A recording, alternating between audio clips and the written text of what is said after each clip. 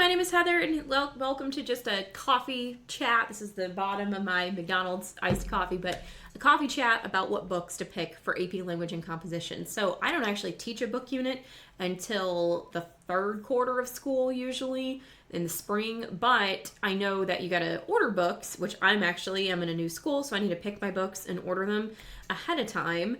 And a lot of schools, you have some approval processes you need to go through for that. So this is a good time to talk about it. Here's what I strongly recommend for books and AP language. Book clubs. So rather than make the whole class read the same book, now if you have an ultra small class, like maybe 5 kids, just read the same book. But if you have 10 or more, really recommend book clubs because students prefer books that they, even if it's not something that would have gotten bought off the shelf or checked out from the library, they appreciate having some choice. The variety of interests in your room, of course, are going to be different. So just like in literature classroom, where we hopefully try to get some choice reading in there when we can, it's important for your nonfiction books too. But I know a lot of teachers are less confident in selecting nonfiction books than they are in literature classes. So I'm just going to talk about the ones I've used for my prior years of teaching AP Lang and Composition. And you know how it is, once you get your set of books, you're locked into that for a few years, depending on your resources in your district. So here's what I've used before and whether or not I would use them again and what I would use instead.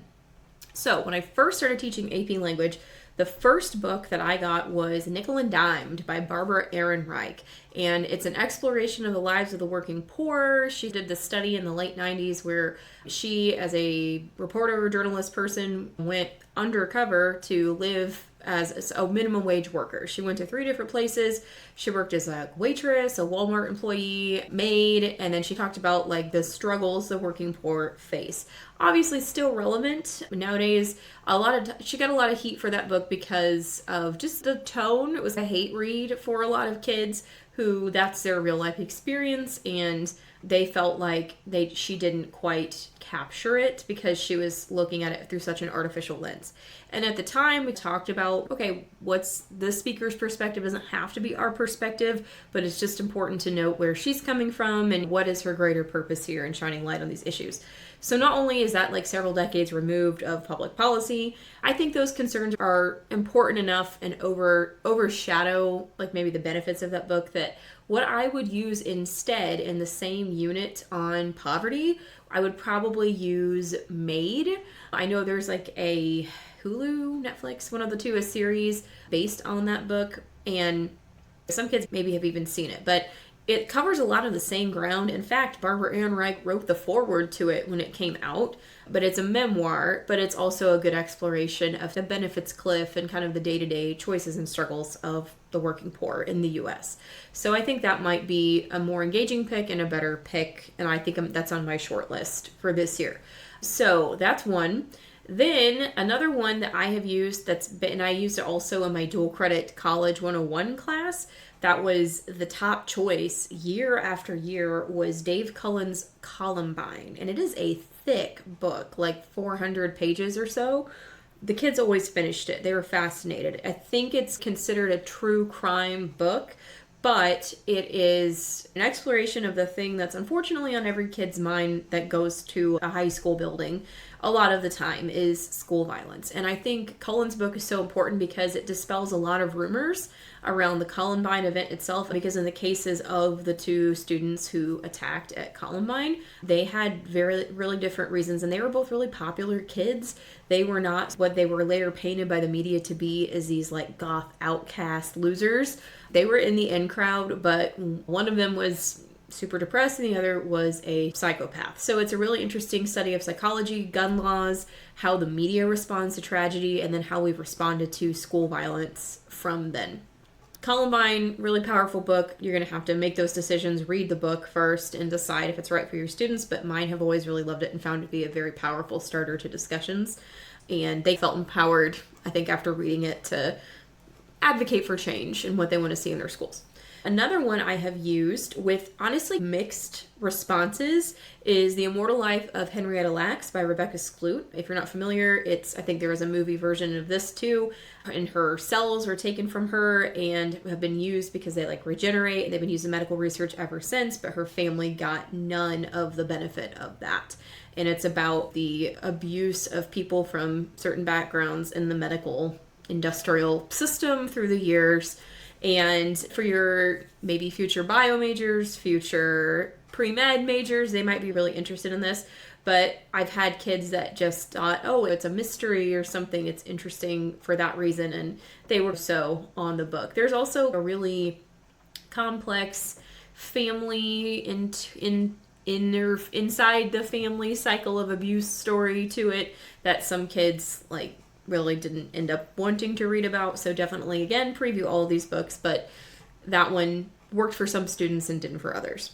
Another one I have used is Malcolm Gladwell's Outliers. I know a lot of people use lots of Malcolm Gladwell books for AP Lang. I liked Outliers. It seems like my boys gravitated more towards that book. I think they thought it was going to be a lesson in how they could become exceptional athletes, but a lot of them missed the point that anyway, so that one is for your really strong, careful, critical thinkers. I think they'll get a lot out of it, but if they're just taking it because they think it's going to tell them how to be gold medalists or something, maybe not. So I'm not sure if I would do that one again. But another book that was really strange, but a lot of kids really liked it, except when we suddenly had to stop reading it, The World Without Us. That's what it is, The World Without Us. And it's like a cultural, scientific, philosophical imagining of what would happen if humans were suddenly gone from the planet. And it just like talks about our infrastructure and what we've built and what we've left behind, the damage that we've done to the earth ecologically, and how long would it take to heal? What are the scars of war and pollution on our planet?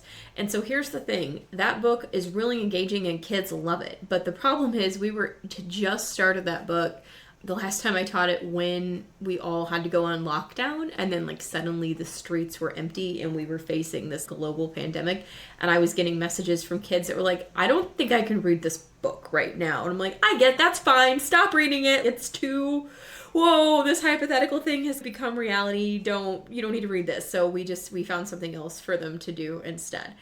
So anyway, those are some of the books that I really like. I know a lot of teachers like to do a memoir in the rhetorical analysis units as well. So my personal favorite memoirs that I pulled excerpts from, but I've not actually taught as whole class books, Jeanette Walls' The Glass Castle, Tara Westover's Educated. I love a good overcoming a difficult childhood memoir. Maybe that's just me. I feel like a lot of my students really resonate with those too. Preview content before you assign those books, like anything else. Those are really good ones. A really funny one is Trevor Noah's Born a Crime, especially if you do some work with global literature or colonization or post-colonial literature in your senior year. That might be a really interesting way to build some background for them to that. And the book is just so funny too. It's a can't put it down kind of memoir. I think it's called Born a Crime, Stories of a South African Childhood. So anyway, no matter what book you pick, I think it's so important that you bring in some other short reads, nonfiction articles, interviews with the author, related videos, blog posts, podcast episodes, things that connect with it so they can do the synthesis work of reading those books with the novel or with the book itself. For those of you who have to do literature, it's usually American literature, right? So I think your standards of American literature would work well. In this unit, a lot of people use The Great Gatsby and The Crucible. I've never had to teach literature with this unit, nor do I prefer to teach literature with AP Language and Composition. So not a ton of recommendations there. But for nonfiction books, though, that's where I'm thinking this year. And I will let you know in another video what I actually went with. Happy reading!